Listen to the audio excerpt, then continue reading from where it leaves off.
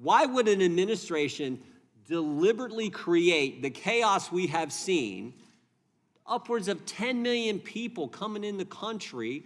These border communities, it's interesting, these border communities, that's been the biggest change in voting Democrat to voting Republican has taken place in those communities because they've felt it firsthand. We were in Yuma, Mr. Biggs brought this up, we were in Yuma, Arizona.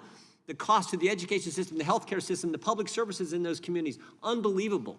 So why would they intentionally?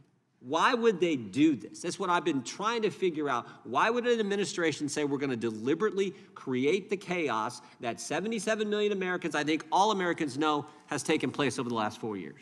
I can't pretend to know the motive of the administration, but what I'm asking you to hazard a guess as an expert in this area. Looking at what they've done and looking at the policies, what's very clear is that there's been an intentional desire to get as many people into the country as possible and keep them here.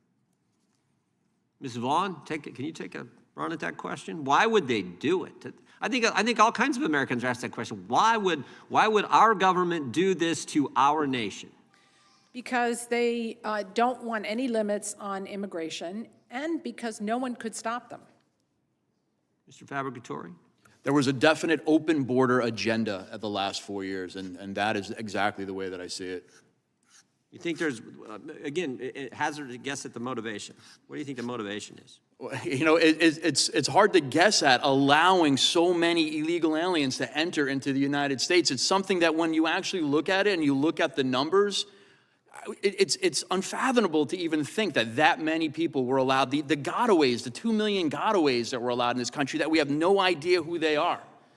To me, I have no idea why they would allow that to happen. I don't get it either, particularly when you think about what happens to kids on this journey when they come to the country, what happens to women, the terrible things that take. I don't get it.